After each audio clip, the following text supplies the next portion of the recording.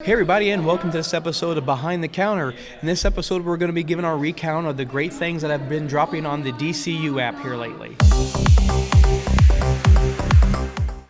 Hey everyone, and welcome to this episode of Behind the Counter. I'm Mike Boroff. I'm Richard Cavajon. We're down here at Jim and Dan's comic and toy show. Yes, we are actually, for once... That's what you hear going on in the background. That's what you hear going on in the background. For once, man, we're actually behind the counter. Oh yeah, definitely. This is what I love about doing episodes at shows like this. You can't... Man, and people walked by, came up to us on the last taping. Which is funny because in a recent episode we were talking about nostalgia, and it's we're going on 10 years. Yeah. Of me show. and you, going to show, us doing our show. Of us doing this show, and when people don't forget that when we first started doing this show was when we were doing it at a comic book store, the Comic Connection. Right, and then we moved into your basement. Yeah. And, it all started off with a counter, Yeah, definitely. It was a comic store. The Comic Connection, Lima, Ohio. Oh, man, good day. Oh, man. Oh, those were the days. But nostalgia aside, in this episode, we're going to be talking about the DCU. The DC Universe app. The DC Universe app. We've sung the praises of it. I still love it as an app, too, Oh, yeah. Everybody's like, I think it's stupid, but you can't read a comic book on the TV. Well, first of all, yes, you can. But two, it's an app. Yeah. You know what? I can pick up my phone right now and read any issue of Booster Gold I want. Or an iPad. Or an iPad, And we've had this conversation before. I will always pick paper over digital. But this is one of those situations that it is really nice. It's not that I need it on an app. Hey, you never know. You might be at the DMV and you need to sit there and wait for half an hour to get through the thing that gives you something to do. Oh, you don't know how close you are to the truth on that one, man. Yeah. But a lot of big things have been happening in the app. Right. We're still kind of reeling from the loss. Let's take a moment for the loss of Swamp Thing, which ended before. There was a lot of behind the scenes there. There was. Yeah. It was good. It was good. It was really good. We won't go into the details, but, do yourself a favor and look them up. It wasn't just that they said, we're not going to do this anymore. There's a lot to it. Oh, yeah. The run itself was fantastic. It was a great show. But the other things I'm looking forward. We're still waiting for the new season of Doom Patrol. Right. There's season 2. Oh my God, that show is so great. But there's a couple things that are really tiding us over. See what I'm tiding us over. We're hitting horrible puns today. But we're seeing the end of season 2 of Titans. Yeah. We get to see a Wow. fan favorite character. Yeah. Okay. We're spoiler alert. Seriously, Yeah, this just came out like Friday. So. Yeah. This won't be on the air for another 2 weeks. Yeah. But season 2 came out of the gate, was real strong, real great. Well, I'm going to be honest. When I say strong and great, they were good. I was getting a little tired of the... See, 13 episodes. It drug. And that's the problem I have with 13 episodes. Yes. It needs to be 6 to 8. Yeah. Make it all power, make it good. The inner struggle is great, but it was too far. It was starting to get to be too much. But we did have some flashbacks. We did have some great flashbacks. We did finally really get to see Bruce Wayne. Yeah. It wasn't Alfred. It wasn't Alfred. Oh my God. Yeah, I'm sorry. I'm sure he's a fantastic actor.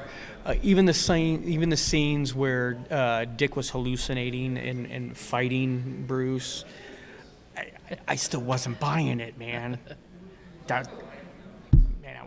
And I understand the point. I have no problem. I understand what they were going for. They wanted an older actors to put in perspective, Dick's age and the Titans, But man, it was just. It was like, look at this little guy. I'm sure you're a great fighter there, Chief, but... He was at one time. He wasn't one time, but we got to see the introduction of Connor Kent. Right. Of Connor, they haven't actually said Yeah, Kent yeah, yet. yeah. Connor, But we do know that he's the Yes. clone of Superman and Lex Luthor. Yeah. Oh, and you want to talk about another example of nailing it with perfect casting? That He looks like him. he looks like Connor Kent. He looks like Superboy, and which would have you really had to nail that casting because you couldn't rely on a suit. No. You couldn't rely on a suit because all Superboy was jeans and a t-shirt. So you had to, And they stuck with it. and they stuck with it. God bless them for sticking with it. And we got to see Crypto. That's he's such a good boy. Now, was that really Crypto, or was that like a clone of Crypto? I'm betting it was like a clone. That's what I figured too. But Ish. what happened to him? The dog. What did happen to the dog? Well, he's probably still at the mansion or I at Titan's Tower. But it was like, he just disappeared. Yeah. Sorry, folks. I had to like blow his mind for a It's second. like, yeah, I was like, God, we were so focused on, Deathstroke. Everything else. Yeah. And tying into the old history, with Jericho. Correct. And Rose. And, the first bombshell that, was Deathstroke that killed Jericho. Right. But then you come to find out that Jericho isn't dead, his... Which is like in the comics, sort of. Mm-hmm. So good. Spoilers here. Remember, we're Yeah. talking. This is going to be 2 weeks out. So. Yeah. But that was well acted, well scripted, but like we said, it was a little bit too, the infighting, the internal is good to a point, but it just finally got to the point where it was like we're watching Titans. We want to see the Titans.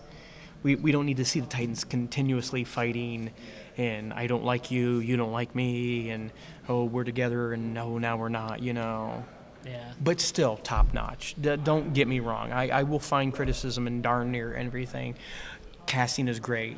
The way they tie into the universe without actually, Bruce Wayne. We got Bruce. It was nice. We got Bruce Wayne, but we didn't get Batman. Cool with that. Yeah. Like I said, the storyline was great. They summed up stuff, and like I said, it actually kind of tidied things up from the first season. Yes, it did. The last the season finale really tied things. It tied it together very well. Well, actually, they actually filmed that episode, and I guess they just like pushed it back to this Yeah. season. So, which 14 episodes probably would have been too long. That's why I keep saying this is just too long. Yeah. I'm sorry to complain that way, but it's just, I don't know. I like my stuff neat, tight, and out there. Yeah, and that was the problem with Titans. Like you said, it was a little bit too drawn out. It could have been it was the same problem that we had with the Netflix shows. Right. You had a great story. Yep. They wanted to draw it out. Yeah. And that was the other problem with Titans was even Doom Patrol kept it Oh, yeah. short and kept it good and sweet, Yeah, well, those were almost like individual stories per episode, almost. True. There was an overall tale, but each episode was like a story within itself. A couple two-parters. Exactly. Yeah. Very true. And Titans didn't really have that feel. It did flashbacks, but it was still... There was a reason they were flashing back. Yes. It was telling a story of part of what was going on. Yes. But we finally got to see Nightwing. Oh, yeah. And we got to see the Yaffy sticks, And the season finale of Titans was what I want to see in a season finale of any show. A reason to watch the season premiere. And that episode really did it. Yeah. After seeing him as Nightwing, and we're gonna find out what's going on with Corey, and we got to find we had a loss. True. We Maybe. I'm still at the point where she's coming back, but we saw the quote unquote death of Donna Troy. That was my other complaint, was that it had no gravitas to it. It was after everything it was contrived. It was good. Thank you. It was like, oh, we just got done with this really great, big, epic struggle. oops, something's falling on me. Oh, Well, come they on. needed a way to get Raven to Wonder Woman's island. True. It's a storyline from the comics. Yeah. But we got to see the season finale of Titans, and also this week we got to see the premiere of DC Universe apps Harley Quinn. Oh yeah. And I really liked it. When I saw the previews for it, I thought it was going to be a great take on it. I knew it was going to be mature. Right. I was not prepared for how mature it was. Don't even have the kids in the house when you watch this. Put them to bed at the neighbor's house. But it was it really was good. It was, if you're a fan of the Harley Quinn comic books. Now, I'm not talking about Harley Quinn in other people's comic books. I really love the character Harley Quinn in her standalone book. Yeah. I love that character. I love what they did with her. They got away from her being Joker's girlfriend, right. And they got away from the Harlequin outfit, Right. She was a great standalone character, and she's very tongue-in-cheek. Yeah. That comic never takes it serious. So there's many times in the past few episodes where they flat out break the fourth wall. Oh, yeah. Like, she's like, this is the comic book, and this is, Yeah. And they took everything that was great about that comic book and put it into this show and said, let's make it R-rated. And damn. Well, yeah. DC's doing good with R stuff. Oh, yeah. DC has fully embraced the grown-ups that are the ones paying for this app, Right. Yeah. It's nice that there's still stuff there for the kids. There's still the animated and the... It still gets me on the parental control. Yeah. It's not there. Yeah. Yeah. Parents, take responsibility. Yeah. Make sure you watch what your kids watch, I guess. Unless you're like my parents, that just let me watch it anyhow, but... Yeah. But, yeah, I was really sorry. I had a feeling I was going to enjoy it. I had no idea how much I was going to enjoy it. I was a little skeptical at first when I was like, oh, man, Kaylee Cuoco? Well, I have nothing against her, but there was nothing about her that screams Harley Quinn to me. It's like some of the people that I've seen do her voice in the past. Yeah. Melissa Rauch from the Big Bang Theory. It's like when she did it for the one DC animated Harley Quinn movie. That made sense to me. Yeah, I could hear that voice, but this one didn't. She nailed it. Yeah. She did the voice. The voice acting in that show is super great. Right. Not taking itself seriously is super great. It really does follow, not follow, but it follows the flavor of the comic books. And again, when I say Harley Quinn comic books, I don't mean Batman Right. with Harley Quinn in it. Yeah. I mean the comic books. You know it yourself to pick those books up. But the relationship, we're seeing her finally come to the realization that the Joker's an ass.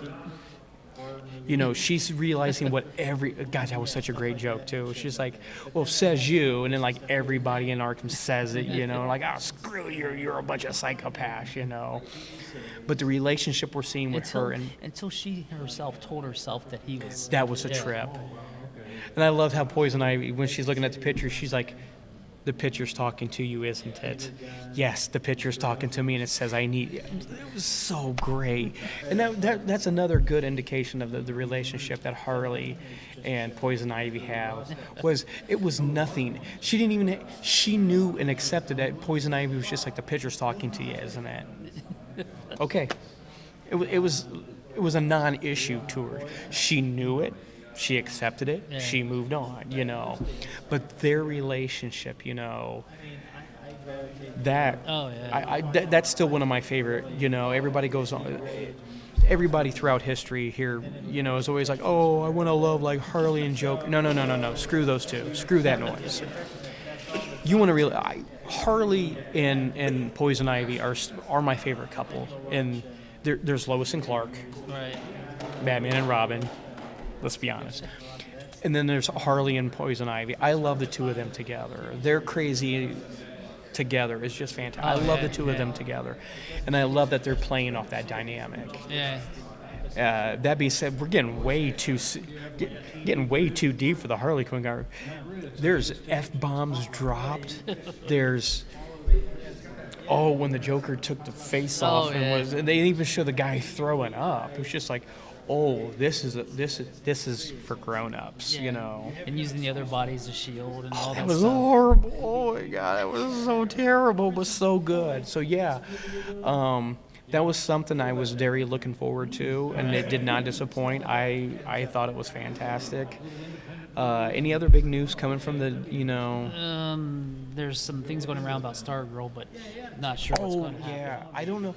Was that going to be the DC or was that going to be a CW? They're throwing it around, so and it might even be HBO Max. So who knows?